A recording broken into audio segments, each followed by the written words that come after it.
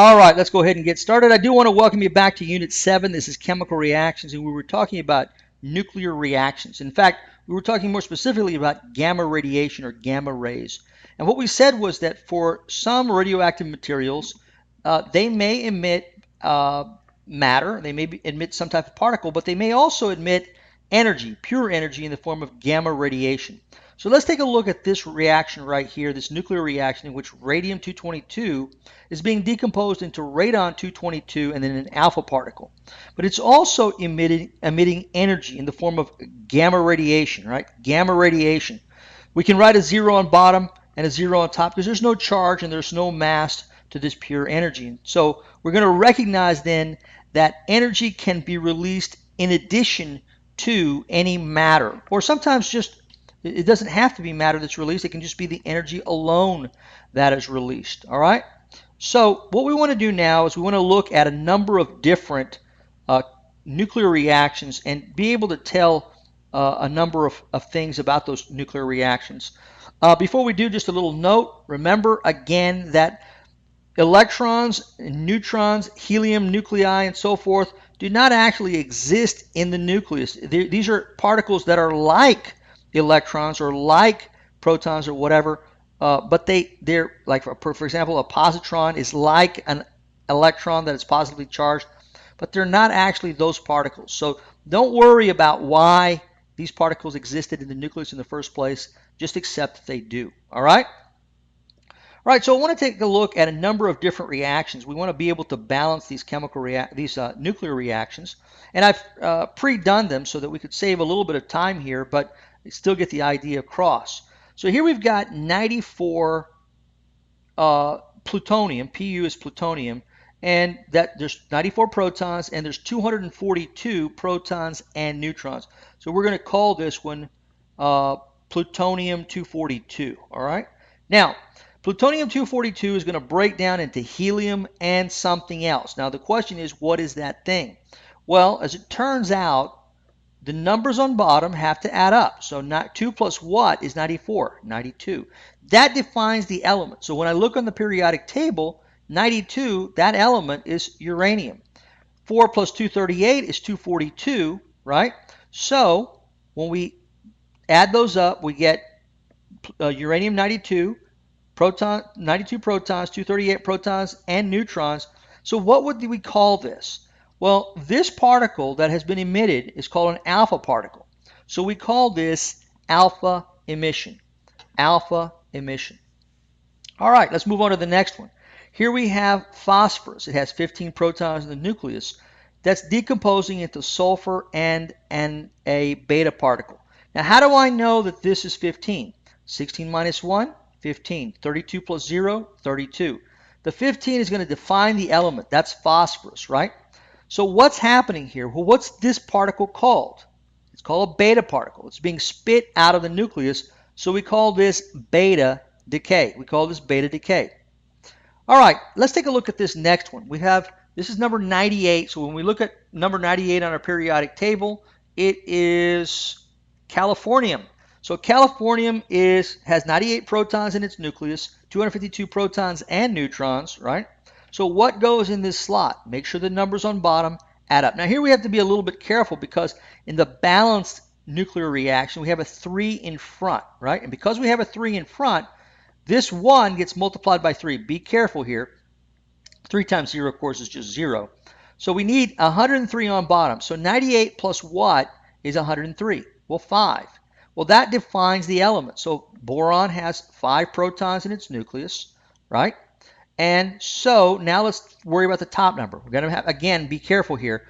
259 plus not 1, but 3, because 3 times 1 is 3. So that would be 262. What plus 252 is 262? 10. So this would be what fills in the blank here. What's being spit out? A neutron, or actually 3 neutrons. We call this neutron decay. All right, neutron decay. The next one's interesting because of the fact that we've got a beta particle, but we've got it on the left-hand side. Let's first of all add things up. 26 minus 1 is 25. 55 plus 0 is 55. So when we add things up like that, we've got a beta particle, but it's on the left-hand side. That's not a beta decay. What is that? it's on the left-hand side, so it's an electron capture. So an electron from an inner level, an inner shell, has been captured into the nucleus, and we call that electron capture, just like that. The next one is this, 15 over 8, that's oxygen. Oxygen has 8 protons, and what goes in the slot? Well, 7 plus 1 is 8, 15 plus 0 is 15. So this is going to be nitrogen. Nitrogen is the 7th element on the periodic table. So nitrogen 15 then would go into the slot. What is this? Be careful here. It looks like a beta particle, but it's not, because that plus 1, that's a positron, right? That is a positron. So we're going to call this positron emission. Positron emission. All right. I hope that makes sense then. What we're doing is we're simply balancing nuclear reactions and also describing what type of nuclear reactions they are. All right? So let's keep going. We've got now a definition. So let's talk a little bit about what transmutation is. Transmutation is the process by which an element becomes another element by changing the nucleus, okay? By changing the nucleus. So we've seen that happen a lot now. Transmutation means that the element itself is changing. So oxygen, for example, became nitrogen, or iron became manganese, and so forth. So that's the general term that we're looking for is transmutation. It simply means this. It simply means that that the element itself is being changed. All right? So that's something new that we haven't known about before. We didn't know about it until we got to nuclear chemistry. All right, let's move on now to something called nuclear fission versus nuclear fusion. Fission versus fusion. So nuclear fission, let's start there. What do we mean by nuclear fission? This occurs when the nucleus is bombarded with energetic neutrons and then fragments into smaller particles. So let's take this example. If we were to take uranium-235, for example, and we hit it hard in a nuclear reactor with a neutron, right? Hit it hard with a neutron. What's going to happen is that we're going to get these fragments, krypton and barium, right?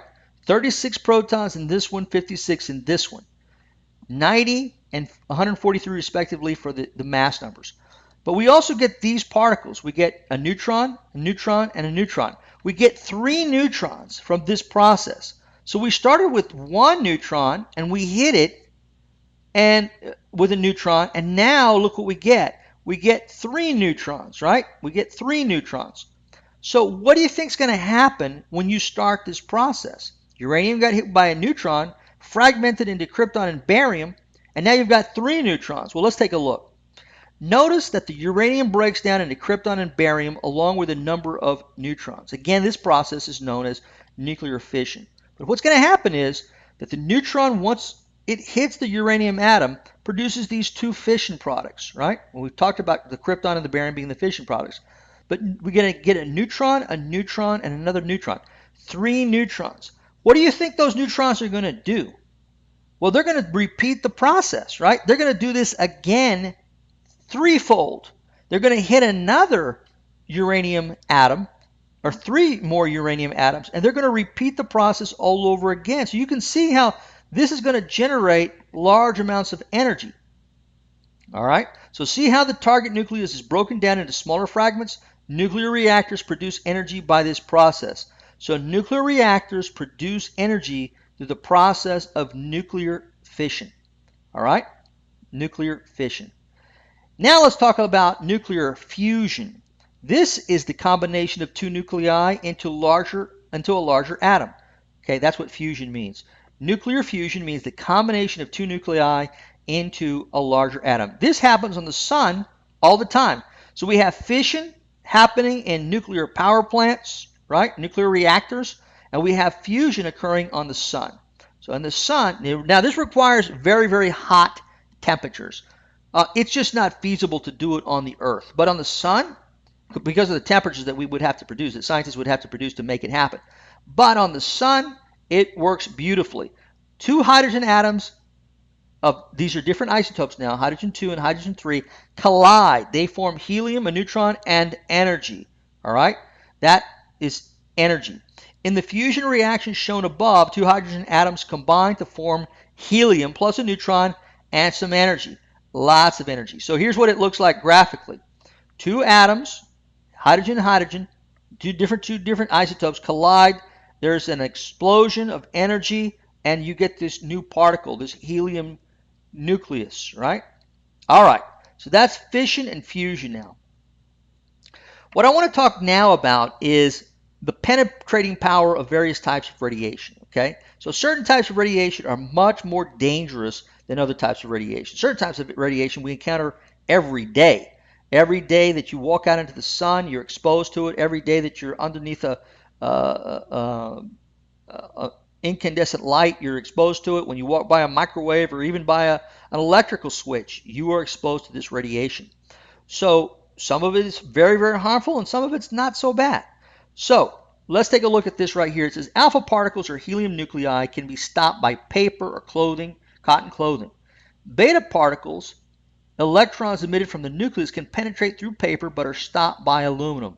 But gamma radiation is extremely high energy and stopped only by slabs of concrete or lead. Have you ever been to the dentist and they're going to do some type of a procedure? Maybe they're going to take an x-ray of your mouth and see if your wisdom teeth are coming out or whatever the case may be. But they always put this heavy, when they're going to take an x-ray, they're going to put this heavy apron on you. They lay it, drape it across you. You know what that is?